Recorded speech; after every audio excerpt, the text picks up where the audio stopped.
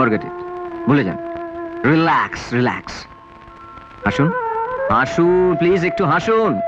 Madam চুপ কেন? কিছু না। এখানে আসিনি আমি চুপ করে থাকতে, লা লা লা লা লা লা লা।